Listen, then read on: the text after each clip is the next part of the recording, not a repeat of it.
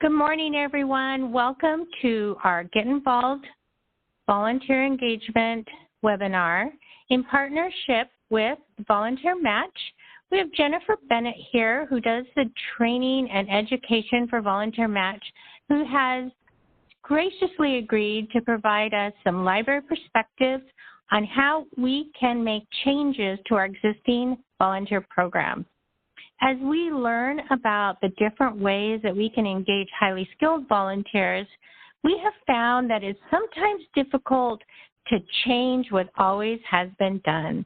And so today we're excited to have Jennifer Bennett with us, who will share some tips and strategies to make your library volunteer program even more successful.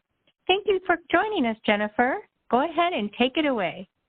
Great. Thanks, Donna. Thank you so much for inviting me, and I'm happy to be here.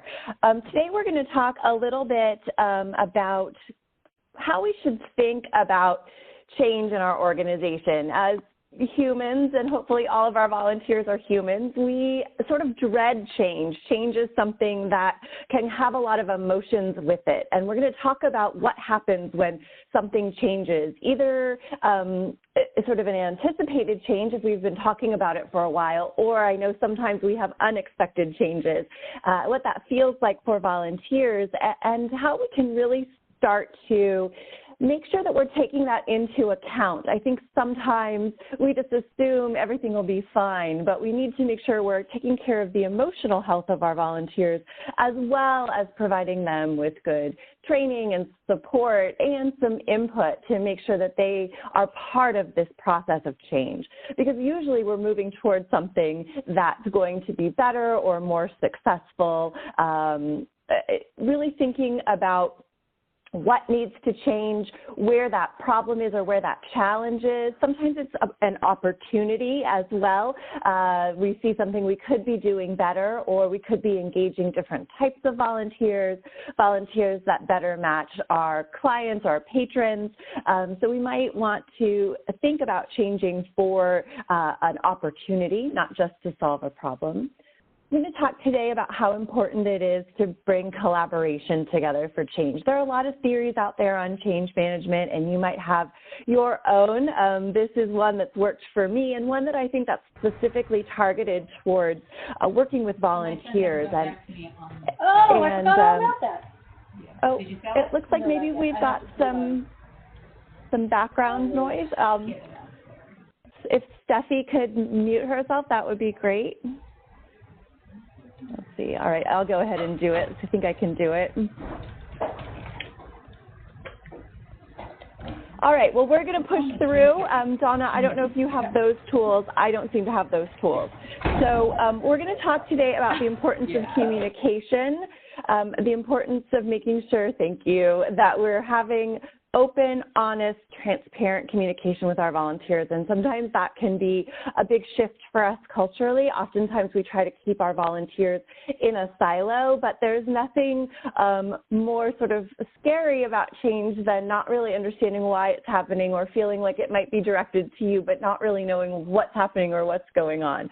So we're going to spend the second part today really talking about the importance of communicating out and creating that plan for change, so that we're inviting people in as early as possible to this process, even if that change is fixed, even if volunteers won't have an opportunity to shift that change or to not participate in that change. Sometimes even just being invited to participate can be enough. All right, so this has been around for a while. I actually have this from an old photocopied worksheet that I recreated, and I've been looking for the sort of designer or creator of this. It's similar to the changes that happen with, or the emotional response to grief, which in some cases change is a loss, right? So we have this status quo, and oftentimes when we maintain a status quo for a while, there can be some anticipation or some dread that comes when change happens, because things have been the same. Even if things haven't really always been exactly the same, we get the impression that things have stayed the same, or they've evolved so slowly within our libraries that it feels like it's always been this way. So there's a change that happens, and time runs along the bottom. That's our moving through these emotions, and we have high emotions and low emotions. And high emotions can be positive, but high emotions can also be negative. And low emotions, when we're sort of shut down or cut off from our emotions, those are almost always sort of either a stagnant place or a negative place. So that change happens, and that first response is shock, and that's a low emotional stage. That's when that sort of deer in headlights freezing kind of happens, like, wait, what's going on? That, shock to the system. And so that can happen for a while, or that can happen really quickly. Going from shock to disbelief can happen in an instant for some of our volunteers, and that's where you'll get that very high energy. Sometimes there's anger. I can't believe this is happening. How dare they? Who do they think they are? Some of those phrases might sound familiar if you've tried to implement a change without sort of bringing volunteers into the beginning part of it. So we see that high energy, oftentimes negative, that comes with disbelief. That energy can be hard to sustain for a long period of time. So oftentimes volunteers will sort of shift into self-doubt. Maybe this isn't the organization that I thought it was. Maybe this isn't the work that I thought I was going to be doing. Maybe they don't value me the way I thought they did. So we start to get some self-doubt in there, and the emotions start to calm down. Again, sort of even out a little bit, but this is not necessarily a positive thing. As we move into acceptance, which is, this is the way it's going to be, I guess I just have to, if I want to continue to volunteer at the library, if I want to continue to do story time, if I want to continue to do whatever I'm doing here, I guess I just have to get with the program. And this can feel, oftentimes from our perspective, as a little bit of a win, right? We've gotten our volunteers to get on board, but it's a little bit of a trap, because what happens here if we get acceptance with low energy, without volunteers adopting this, without them taking this on emotionally as something that they're invested in, we end up on this little dotted line of where we're stuck with volunteers who are just going through the motions because the payoff that they're getting from volunteering is more important to them than being invested in this new system. Sometimes in self-doubt, we see volunteers leave. Again, this can be where they feel like this doesn't fit for them. That's another way of sort of getting stuck. Our culture gets stuck. Volunteers are just sort of silently resigned to doing things this new way, but they have not invested in this emotionally. And what we want to see is that our volunteers take that upward swing to higher emotions, more sort of dynamic emotions that are positive. And that comes with experimentation. Well, what if I tried this out? What if I did something a new way? Searching for their own meaning, how this fits in with their understanding of the work that they're doing. And then ultimately what we want to see is high energy implementation. They're excited, they're participating, they're on board. Sometimes when you talk about change management, we talk about being change agents, so really empowering volunteers to get to that implementation place because they are invested in a successful outcome. Again, this can happen really quickly for some people. It's going to be a different emotional journey for each of our volunteers. Sometimes it can take longer for some of our volunteers to get there. The goal here when we understand the emotions that come with change is that we can acknowledge them and that we can support our volunteers through this process. The goal is not to remove this process. This is, again, sort of human nature. The goal is to understand it and to plan for it. The other thing that we can think about when we think about implementing change is the more that we do this and the more that we allow our volunteers to feel the things that they're feeling and the more that we encourage them to be part of this process and to get to implementation on their own timeline, is that the time it takes to get to implementation can get shorter, and we can see that the highs will get a little bit lower and the lows will get a little bit higher. So ideally, this would be just sort of a gentle curve, not a roller coaster, which is oftentimes what it feels like when our organizations are not prepared for change, or when we assume that volunteers shouldn't be part of this process, or we treat our volunteers, I often say, like robots, right? We just want them to do what we tell them to do. But volunteers are not robots. Volunteers are humans, and as such, they have human emotion. All right, so just to have this written down in case you want to go back and visit this, and the slides will be available too as you start to think about this in your own organization. As I said, when we don't have a lot of change, or when we don't talk about change on an ongoing basis, status quo can lead to that sort of fear and anxiety, like, uh-oh, what's happening? What's going on? What's going to change? We've all been there. I know I can point to a couple of times in my career when I could definitely tell something was going on in the organization I was working for. And you sort of like worry, what's going on? Is it me? Is it somebody else? And then when that change happens, when something gets announced, we do drop to those low emotions, right? Sometimes it's from fear. Sometimes it's just wait, what kind of shock? Again, that high emotion that comes with disbelief can sometimes be anger, and it can sometimes be directed towards us as the deliverer of this change. It can feel personal. It is not personal. It would be happening to anyone in this situation. And again, this is the way some people respond. That disbelief, again, that transition from shock to disbelief to self-doubt will be a time that is maybe different for each of your volunteers. So we might get some who get all the way to acceptance pretty quickly and want to move into implementation, or you might get some volunteers that get stuck in disbelief. I want to believe the experts when they say that high emotions of anger are hard to sustain, but I have worked with some volunteers in the past. I was very impressed with their ability to maintain that high level of sort of resentment for a very long period of time. And we need to work with them, and we'll talk about that. This is not something we just ignore and hope that our volunteers get through this on their own.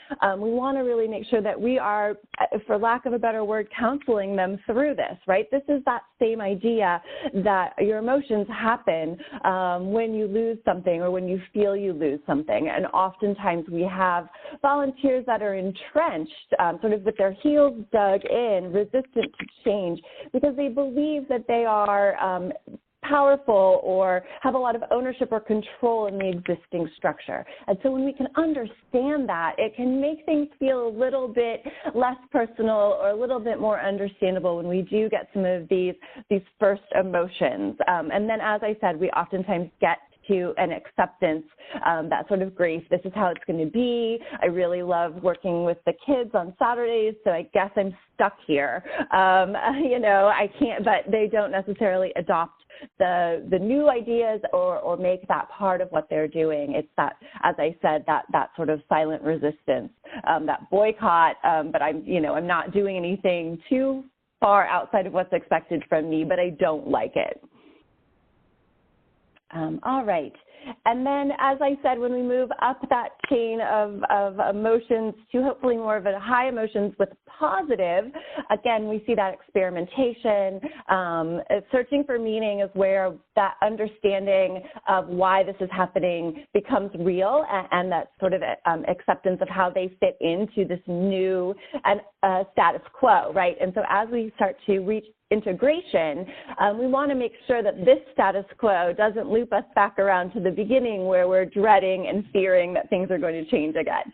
So this can sometimes take a few, what I would call generations of volunteers too, for the new status quo to stick. We might have volunteers who come in after integration for whom there's never been anything different, right? They're used to this as their status quo. So we need to always sort of be thinking about that generation of volunteers coming in, or that cohort of volunteers coming in, and making sure that we're talking about why we do things, not just telling our volunteers how it's going to be and assuming that they'll understand why things are done the way they're done. All right. So when we understand the emotions that come from change, we can start to maybe plan a little bit or anticipate how our volunteers might respond. So we can have, again, sort of that opportunity of change, looking to do something better, looking to take advantage of an opportunity that we might have, for example, to engage more skills-based volunteers. But we can also have some external forces that might start to prompt change. Maybe we're struggling to recruit the volunteers that we need. The opportunities we have are not attractive to the volunteers that are out there. So we can see both of those things. Sometimes we need to ramp something up, a program or a policy, and sometimes we need to change something or stop doing something. Maybe, unfortunately, we know funding gets cut, but also maybe the programs that we've been doing are not meeting the needs of our current community. We might need to do something different or shift something around to meet the needs of our current patrons or the current visitors to our libraries. Sometimes we see changes in volunteer demographics. Sometimes it's important for us that the volunteers that work with us match the community around us, that we're not having services delivered by one set of volunteers to a population that's very different. There's visibility and sort of parity can be important when we think about who our volunteers are. Also, some of us might be working with volunteers who are getting a little bit older, who are aging with us, and we're wondering what we might be doing in 5 years to deliver those services to meet the needs of our community when the average age of our volunteers is 70 or 75 or older. There might be that internal initiative to design new work for volunteers, to invite volunteers to participate in different ways as pro bono consultants, as skills-based volunteers, to design work that matches the demographics and the needs of our libraries. The big one that I oftentimes hear about is screening practices or shifts in policies around risk management. I know implementing background checks can be one of those things that doesn't seem like it should, upset the whole ship, but all of a sudden, things have gone crazy and volunteers are boycotting just because you've asked them to go through a background check. So we oftentimes have things that we need to do to protect our patrons, to protect our libraries, to protect our volunteers, but that can be one of those real emotional triggers for our volunteers. And then as your library shifts its culture, or if you have new leadership staff coming in, as your priorities shift, it may mean that work that volunteers have already done is no longer as much of a priority for our mission. We might need to look at how work changes, and all of these things can shift what it means to be a volunteer, can shift how volunteers change or feel about the work that's being done. And as I mentioned, sometimes these changes can be ultimately for the positive, but we have volunteers that are invested in the way things are now or the way they believe things are now, and we don't have a culture that allows volunteers to be a part of the process to implement change or to even discuss change. So for those of you who do have your volunteers really siloed, any kind of communication can feel like that big shock. Oh, we've decided to do this, and your volunteer feels like, well, no one told me, or I've been here for 10 years, 15 years, 20 years. You'd think they'd have asked my input for that. And oftentimes that comes from our culture. So we might want to shift our culture to be more inclusive, to not just sort of acknowledge that volunteers exist, but actually encourage them to participate and to support the work that they do or elevate the work that they do. But even something that ultimately comes from a positive place can still prompt all of those emotions that our volunteers are going to go through. Because as I said, ultimately our volunteers are humans, and we expect them to bring their emotions to us. Sometimes those emotions are very powerful and positive, that commitment, that loyalty, that dedication to our missions, to our libraries, to our patrons. But sometimes there can be a downside too. I know that it can feel really easy to just say, I've talked to, my supervisor, we've decided this is how it's going to be. And that this is a trap. This is how we get volunteers that are stuck in that disbelief, really angry. How dare you? Who do you think you are? And it's not saving you time to successfully implement program changes. We really do need to take sort of a metered and measured approach. So as much as it feels like it would be easier to just go into your office and write up that new policy or write up that new change or start doing something new, if we don't invite people to come with us, they're not going to be part of the solution. They're going to be part of the problem. Again, oftentimes this is where our culture influences how we interact with volunteers, how we treat volunteers.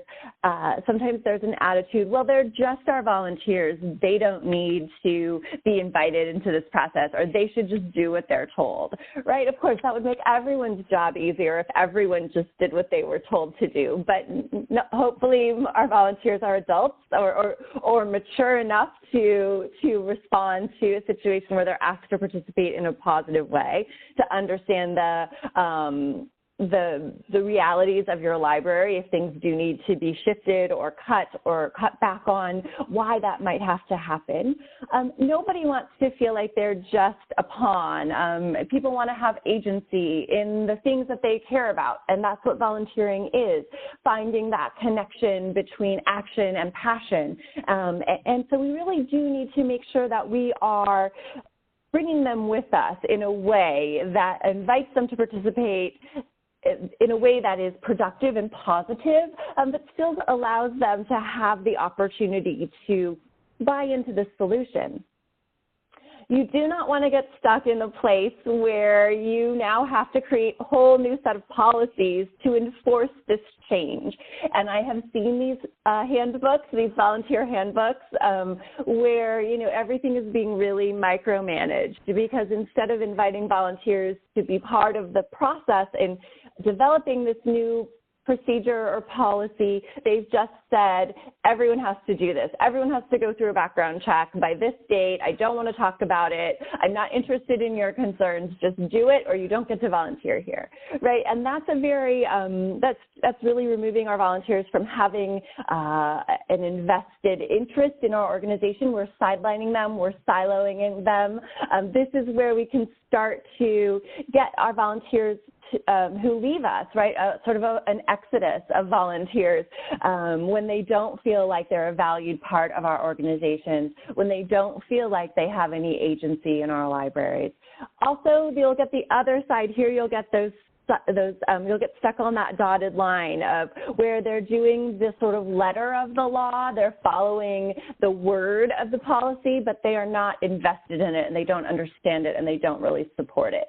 And oftentimes you'll get some silent resistance, and then the next change that happens, you'll get another volunteer exodus because you haven't invited volunteers to come with you on that emotional journey. They're just sort of stuck in that grief stage. That acceptance stage. So really we want to, as I said at the beginning, we want to think about how we can invite volunteers in to be part of this process. Now, this doesn't mean that volunteers rule or that volunteers have the final answer, or you're not going to do something if a number of volunteers vote against it.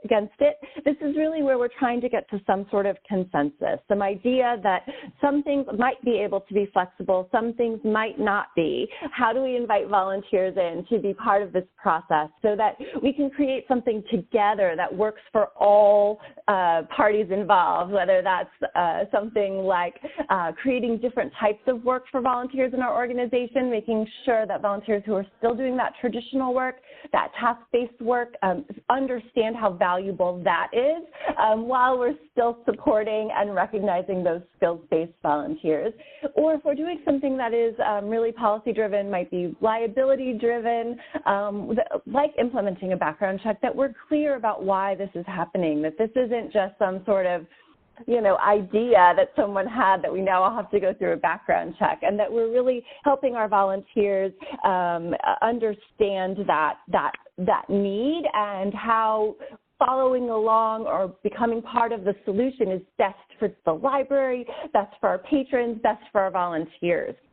I do another session on creating a culture of volunteer engagement, and I was doing this in person this last summer, and one of the attendees, we were talking about sort of what we could take back to our organizations to help them understand what we were learning or what we were talking about.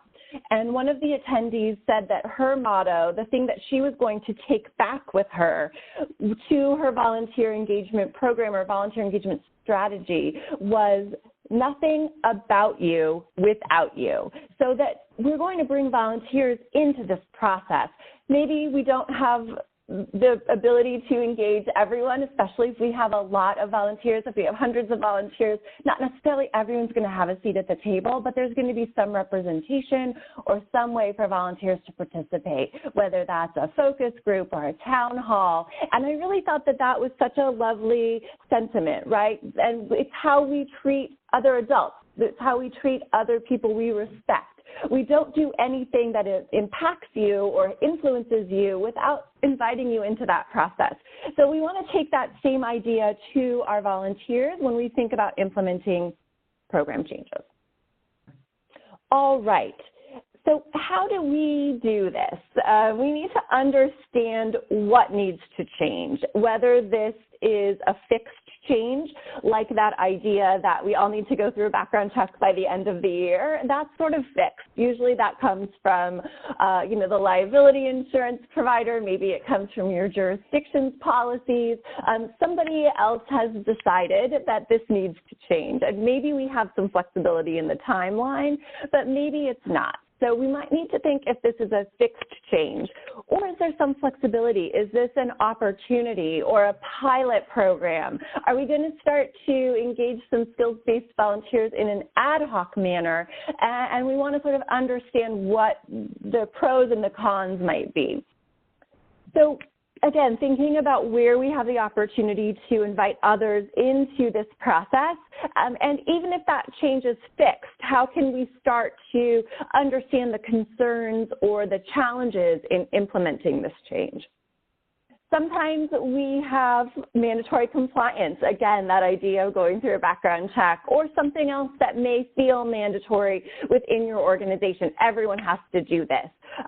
Or can this adoption happen in certain departments, or can it happen in a certain amount of time or in certain roles? For example, if we are thinking about integrating more skills-based or pro bono volunteer opportunities, maybe there's a team or a department or an area where it might make sense for this to happen first.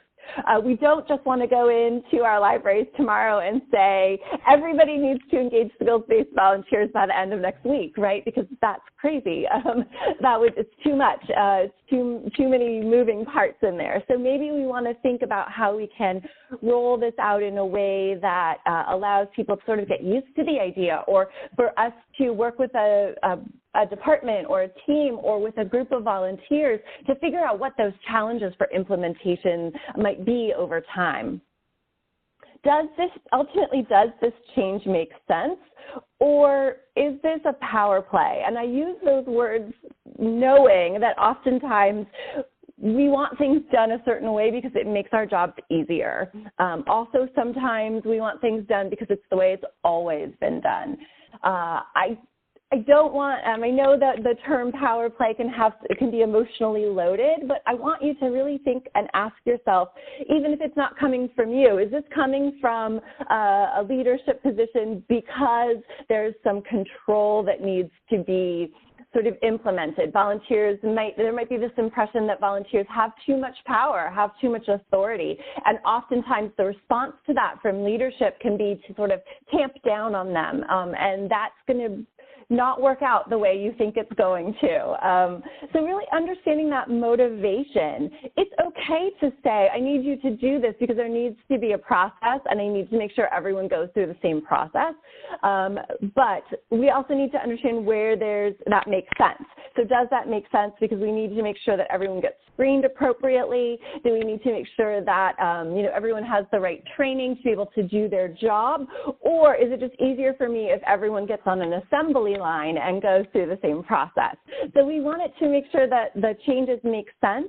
Again, this is where we can just like organizational realities. If we have to eliminate something because of a cutback in funding or because we aren't able to meet the same capacity that we have in the past, if we try to sugarcoat this, if we try to pretend like it's actually good when really it's a power play, or that it's actually an opportunity when really it's a financial consideration, volunteers will see through that. And we're going to talk about how important it is to have open, honest, and transparent communication with our volunteers in just a minute. So really thinking about this, and this is stuff we kind of want to do ahead of time, sort of get our brains around why we're moving in a certain direction, what's the opportunity here. And ultimately, particularly if we're talking about volunteers who, you know, may have been with our organization for a while, may have not seen a lot of changes, ultimately, we need to ask ourselves, is it reasonable to ask our volunteers to make these changes? And this is kind of an extreme end of program management and program change. If you have volunteers who've been doing the same work for, you know, decades, and that program is going to shift, or those opportunities are going to change for volunteers, and volunteers are going to be asked to interact with your library in a different way, is it reasonable to ask the, you know, 80-year-old volunteer who's been coming in and doing this work once or twice a week for a couple of decades to suddenly learn something new, or to change the way that work has been done? You'll know your volunteers best, of course, but sometimes it might make sense to sunset a program or to sunset a group, move them to an emeritus status, continue to celebrate the work that they're doing, and then implement something new that is better aligned with the mission and the needs of your library currently. So sometimes we want to force our volunteers to come with us kicking and screaming,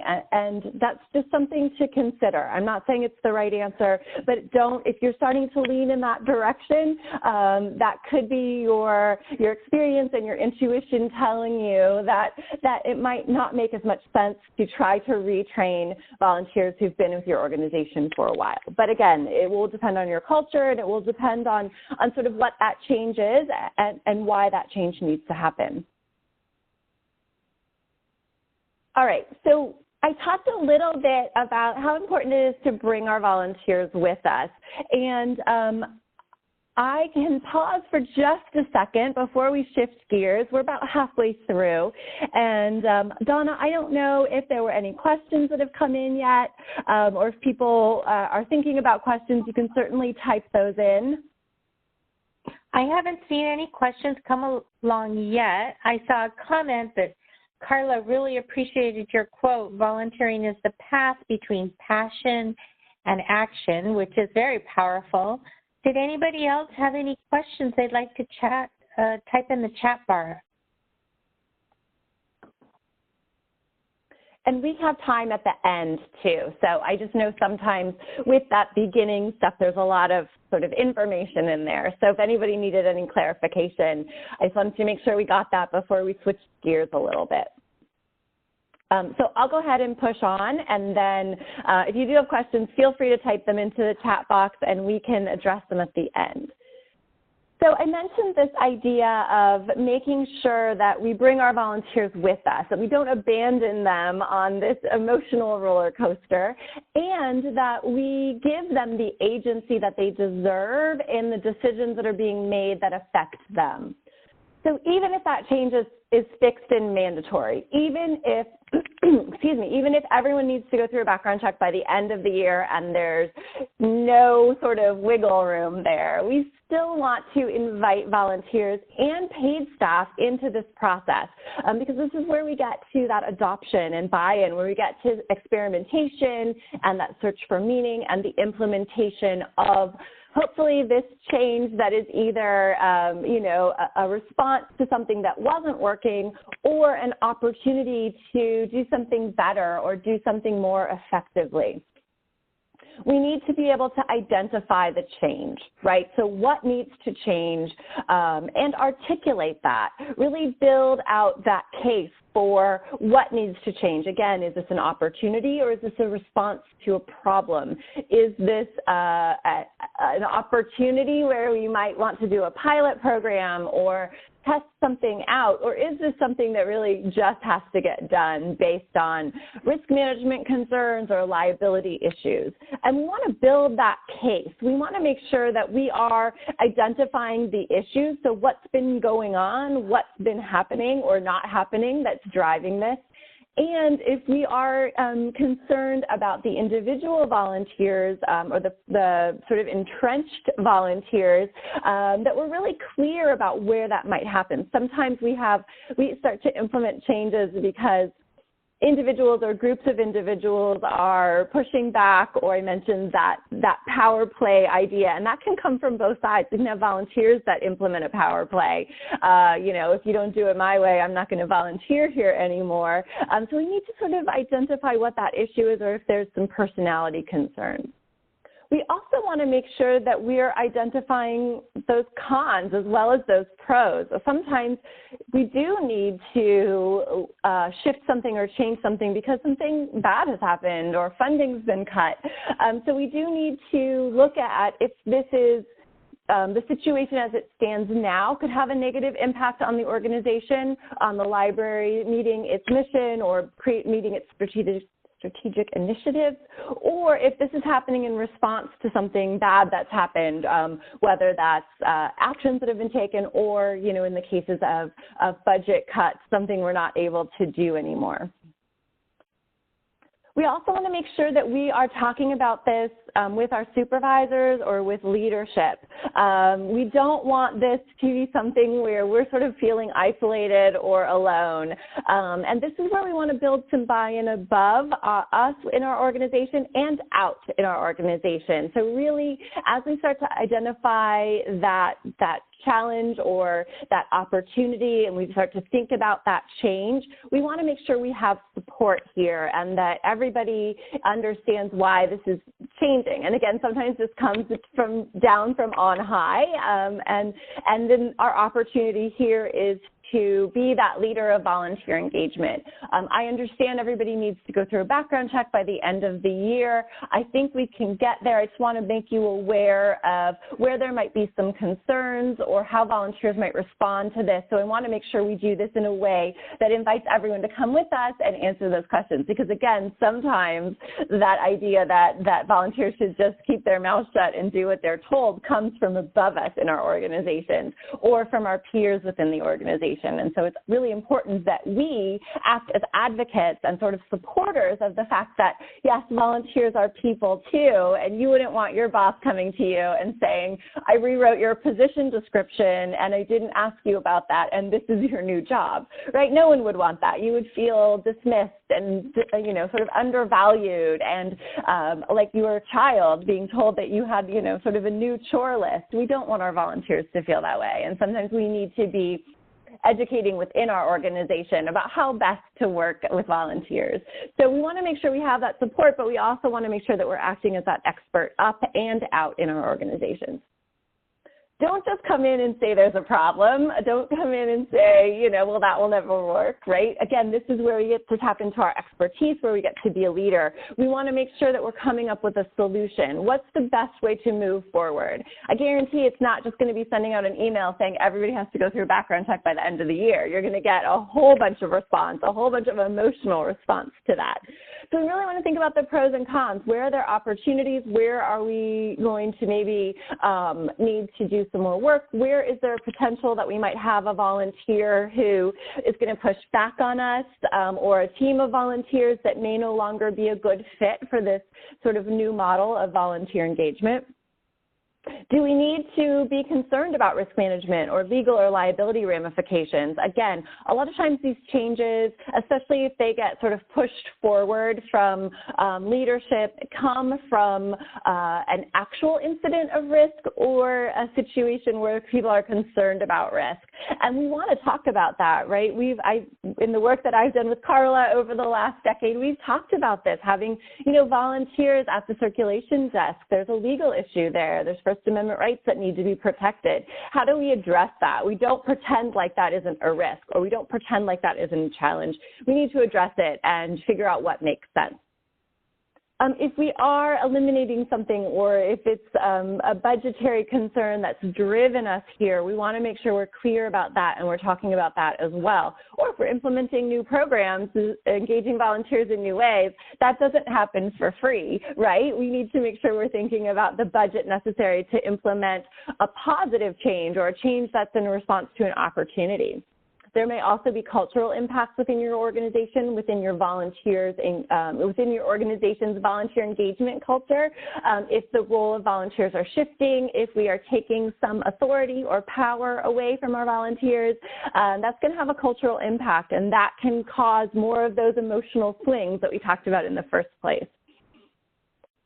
There's never going to be a really great time to implement change, especially if you've been at your status quo for a while. There's always going to be that anxiety. There's always going to be a little bit of that dread or like negative anticipation.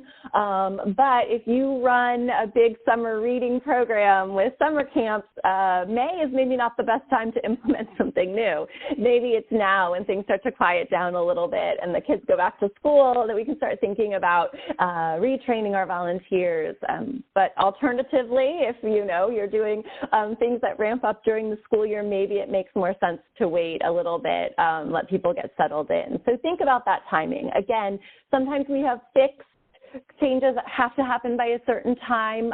Maybe there's something being driven by our fiscal year, or maybe we have our own goals that need to sort of come into play here. If we know we're coming up for an evaluation, we want to make sure we have something that we can show that we've done this year. That's okay too. Just think about that, especially, or maybe even if this has sort of been handed to you as something that needs to change, taking a step back and getting your ducks in a row and thinking about these solutions and these recommendations will save you time in the long run, even if you sort of came to work today and there was some kind of change that had landed on your desk. The last thing we want to think about when we're providing this recommendation or this solution for our organization is who's responsible for what. We want to make sure that there's a united voice or a united message coming from paid staff and leadership staff, and potentially even our volunteers who are in leadership positions. That we want to make sure that they understand, or that whoever makes the most sense to be delivering these messages is delivering it. What we don't want is for there to be some conflict between the people who are supposed to be advocating for this change.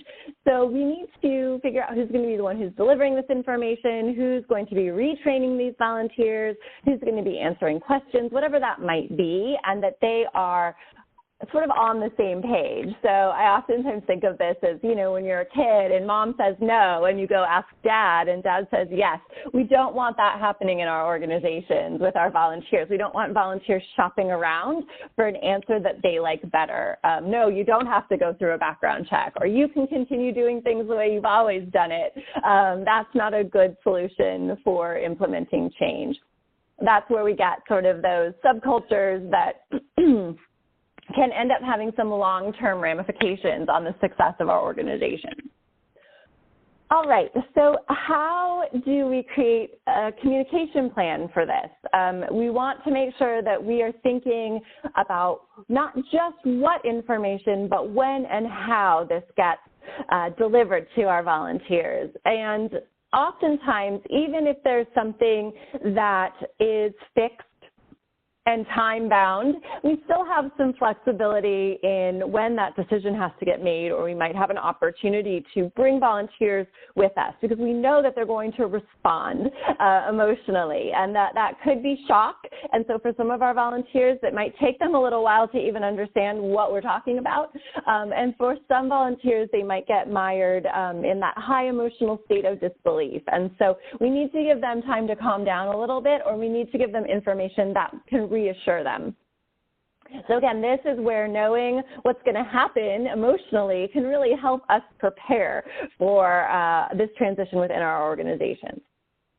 Again, making sure we know who's responsible for delivering this message and what that message is, talking points. Where is there flexibility? Where is there not flexibility? What should you do if a volunteer comes to you and starts asking questions about why this is happening or what you think about this transition or this change? So, you know, if there are others in your organization that have relationships with volunteers, if there are volunteers that are leading volunteers within your libraries, we want to make sure that they are part of this communication strategy as well. We need to practice open, honest, transparent communication.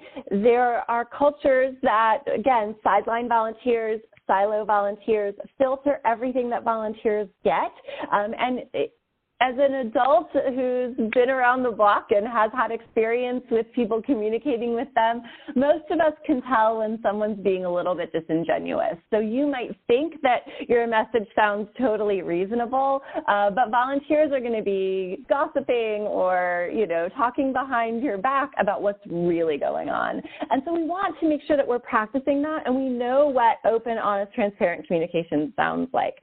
A good test for this is if you were to see this sort of message to somebody outside of your library, a friend or a spouse, and ask them what you said or what you really mean. Oftentimes, they can point out things that are jargon or things that are sort of words that we use to couch what we don't really want to have to say, right? And so we want to make sure that we're thinking about that. We also need to be open to feedback and that we need to listen to volunteers and validate their concerns. So this is where we want volunteers to have an opportunity to participate early before everything is set in stone. Again, even if that outcome is fixed, even if you still have to go through a background check, let's talk about how that might make you feel if I ask you, you have to go through a background check, even though you've been here for decades. You know, what are you worried about? How does that make you feel? Let's talk about that. And being open to inviting volunteers to be part of that solution. What would you do if you were in my situation? Or how would you want me to make sure that this is being presented in a way that is acceptable to you or that answers your questions or is in a way that you can get on board with? Again, we may not always be able to give volunteers what they're asking for, but listening to them and hearing them, really hearing what they're saying can go a long way, and validating that. I understand that you're concerned. I understand that you're worried. Let me tell you what we're going to do with that information, or let me tell you how this could be an opportunity for our library. Again, don't pretend like budgets didn't get cut. Don't pretend like, you know, you're having trouble recruiting volunteers. Don't pretend like your volunteers aren't aging with you. We need to be open and honest about that too. How are we going to continue to meet the needs of our library, of our patrons, of our community if the average age of our volunteer is 70 or 75? So we really need to be okay with having conversations that are not always easy. And this is, again, where we get to be that leader, where we get to be experts in sort of human relations and people management, which is a lot of what we do in our work. So thinking about that current situation and really thinking about where there's an opportunity to engage our stakeholders or engage our constituents can be a nice way to create a change management plan. And there's a worksheet that you can use to sort of think about this within your library. This is a great opportunity to bring volunteers in, especially if you do have volunteers who are in leadership roles or in, you know, have been with you for a long time. Thinking about whether this is an opportunity or a problem. Are we solving something, or are we taking advantage of something we haven't been doing before? So really thinking about that current situation. What needs to change? Are there actions that need to change, or are there attitudes that need to change? Do we need to do something differently, or do we need to respond to something in a different way? Sometimes it's both, but really sort of figuring out if it's hard skills that need to change, or are these soft skills that need to change? And again, whether that's an opportunity or a problem can really drive which way this this sort of works out. And again, sometimes we want to start with a softer entry, like a pilot program or a task force. Are there things that need to be created? Are there deliverables that need to be worked on or presented to implement this change? Or is this more about outcomes, about how our visitors, our patrons are engaged, about how volunteers do work within our organization? When you think about change management, what we want to think about here is painting a picture of a future where something is different or better, that there's a place for everyone in this, and it's better for everyone. And so for some of our volunteers, that might be a little hard, those ones who are really super invested in the way things are now.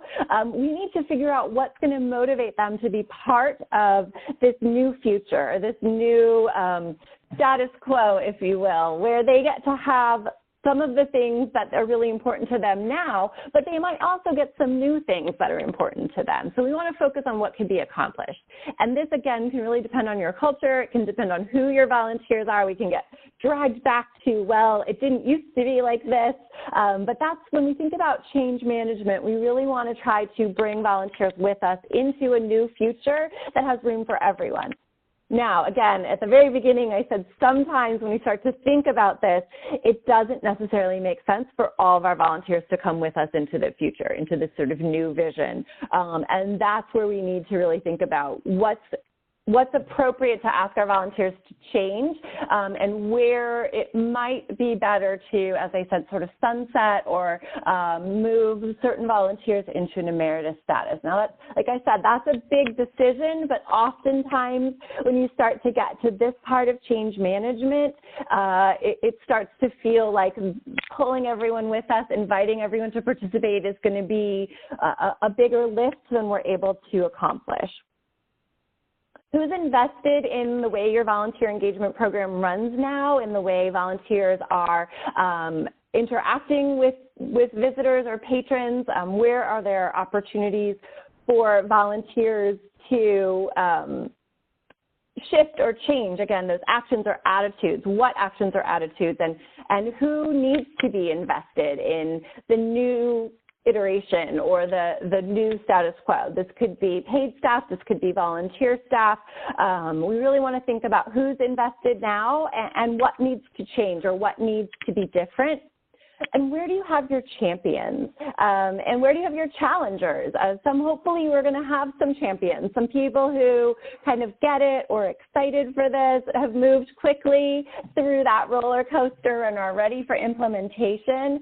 And where do you feel like you have some people who are just going to dig their heels in? They're either going to stay mired in that low energy of shock and they're not interested in processing it, or they're going to maybe get really ramped up into that disbelief energy and want to push back or fight back on this. So we want to make sure that we're thinking about this as we move through this. In an ideal, perfect world, again, if we managed robots instead of people, we wouldn't have to think about this, but we don't. We manage people, and as such, we need to make sure that we're accommodating that. Where are the barriers? Sometimes it's a what, and sometimes it's a who. Who's going to push back on this, or what's preventing or could be stopping this change from happening? We want to think about what's really compelling for our stakeholders. Again, painting a picture of what things could be like in the future when we implement this change and how it's going to include everyone and how there's a place for everyone. Now, it might not be 100% better for everyone, and that's where we have organizational realities we need to address, but that there's a place for them and that maybe their job might be easier or maybe they might be more effective. And again, this takes time. This is where we need to allow volunteers to participate, to share their ideas with us, their concerns with us.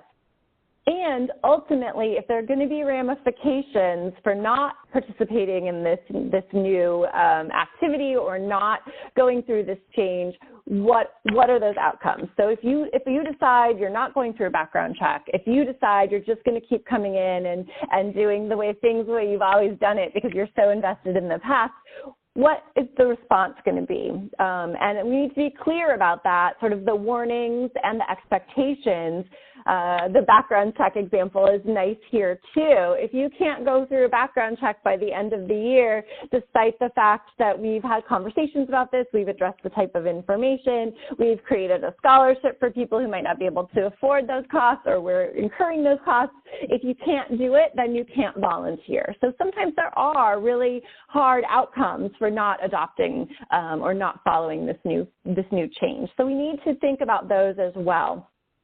And again, thinking about timing. Where is there a place that makes sense to do this? When is the busy season, or is there a deadline by which this change needs to be implemented? Hopefully you'll have enough time to sort of create this process and invite volunteers to come with us. Again, we don't just snap our fingers and feel a different way.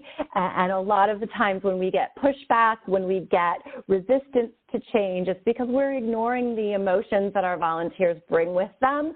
And in fact, when we not just acknowledge them, but sort of embrace them, we can hopefully get our volunteers to feel a little bit more comfortable with this and more interested or even excited about coming with us. And again, the more we do this and the more we talk about change and the more we talk about the outcomes of change, the shorter, hopefully, that time period gets, and the more that just becomes sort of a gentle wave and less of a scary roller coaster for our volunteers. So we become accustomed to the way things are, and if the way things are is asking and iterating on changes, that becomes our status quo. So our volunteers can become more comfortable with that.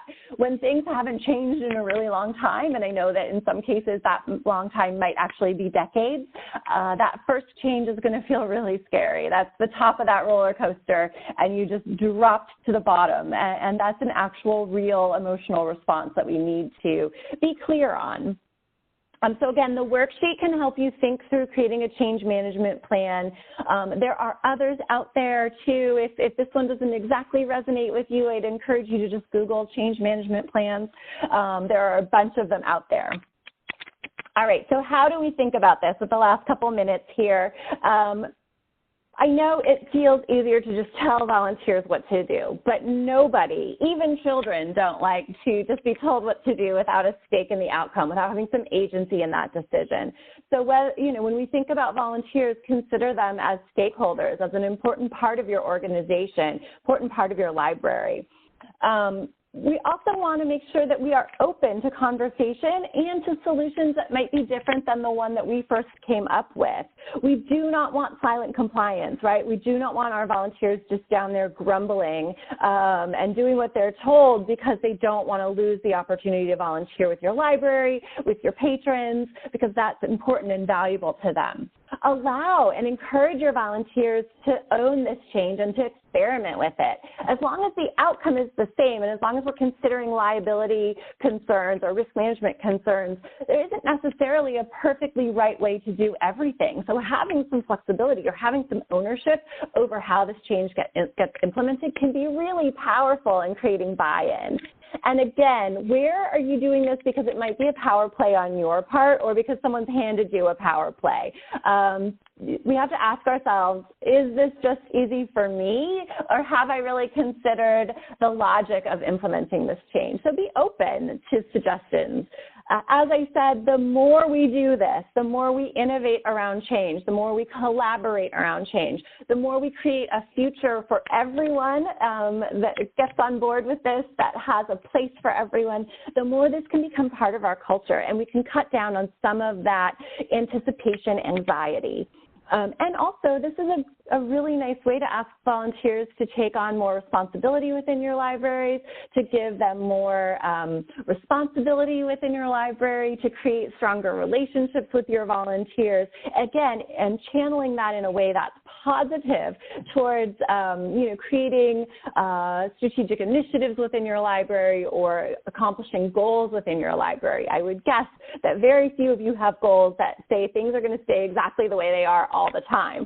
So when we start to think about how we create a future that's stronger for everyone, that's hopefully where we can invite some people to participate with us. again, if there are going to be real outcomes, failure to comply is going to trigger something, make sure we're clear about that. We don't want somebody to say, well, I didn't know I had to go through a background check by the end of the year, or I couldn't volunteer here. We need to be clear about that. And you need to be prepared to follow through. Do not create policies that are not enforceable. If you've created something that sort of ties your hands behind your back because you've been trying to bully someone into following these new policies or getting on board with these new changes, you're really just setting yourself up for more challenges in the long run. And the last thing I'll say here is the more we invite volunteers to be part of the solution, the more we invite them to invest in this new change, this new implementation, the more that they will be invested in following those policies or enforcing those rules themselves. You do not and should not be the only policeman. You do not want to be sort of like lurking around corners trying to catch people doing things the old way. So invite volunteers to be part of that process. Our leadership volunteers, we want to empower volunteers to be invested in this new system. All right. So I've left you guys with a few resources, and again, the slides and the worksheet are available. I know we're right at the top of the hour, yeah, I'm happy to stick around if there are questions, but again, this part will be recorded too, so if you have to jump off and you're interested in the answers to questions, you can always revisit that last part.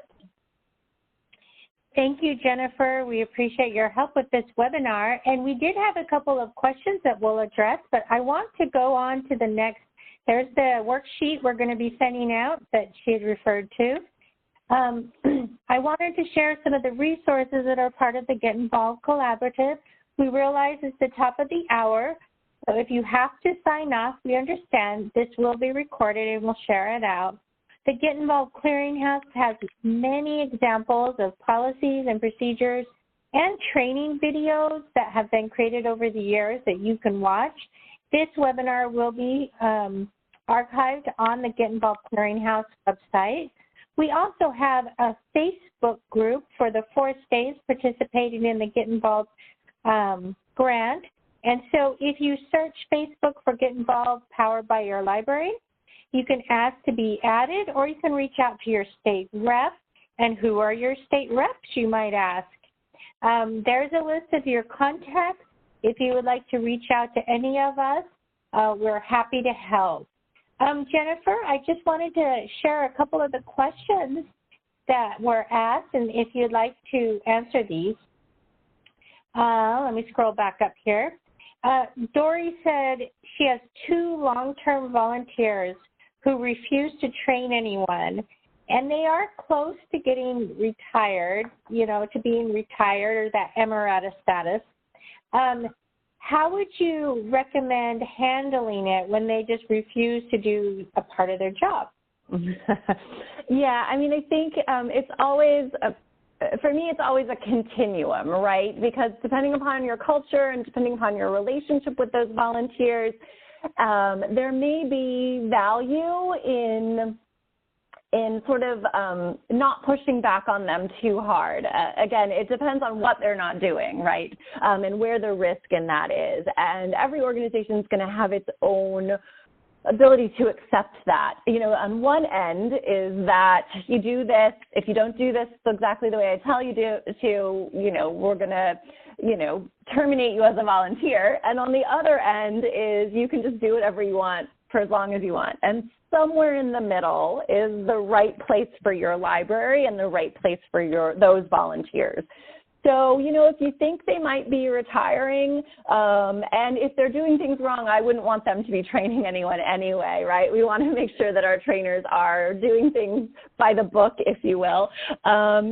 If they want to sit and do the work that they're doing for a couple more years and they're slowly going to retire, or I'm maybe going to put in place a timeline to have sort of a retirement celebration for them, where they do move to emeritus status, where they just get to come to the parties and get the newsletters, but don't have any real responsibilities, I might make that a little bit of a longer timeline and be okay with it. And also acknowledge that, because of the role that they play, they're not doing things exactly the way we expect of other volunteers, and that's okay because they've been with us for a long time, but we're going to move forward in a way where we don't allow for that or encourage that, because sometimes that fight of getting them out is going to be more detrimental to the morale and the trust of our existing volunteers than just sidelining them and acknowledging that they have their own subculture, and that while we do not necessarily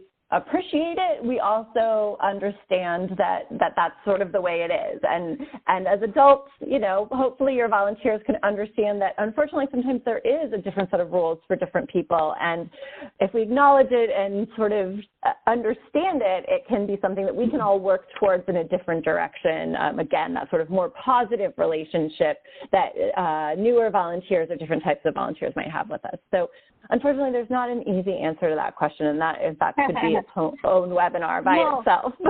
Right, and that leads us to Carla's question. She would love for you to explain what it means to move a volunteer or group of volunteers into Emerita status, and you kind of addressed that, but could you expand on that a little bit about what that would look like and how you would kind of orchestrate that?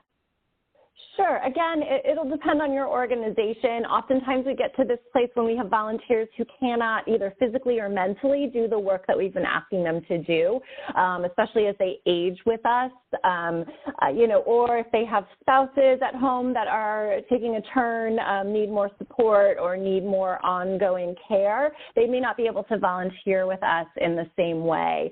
And so to give them a sort of an opportunity to still be considered part of our organization's family, if you will. You know, they're still a volunteer, they're still invited to those parties or getting those newsletters or maybe getting some of those benefits, but they aren't expected to put in a certain number of hours, or they've been sort of invited to participate in a way that's a little bit more peripheral. And again, it'll sort of depend on your organization. I know I worked with an arts organization that moved many of these volunteers to sort of an advisory board where they sort of got together on a regular basis and talked about things that could or should be different, but they didn't actually have very much decision-making authority or do more than provide some advice to the leadership team. And it gave them a way to still feel invested and involved,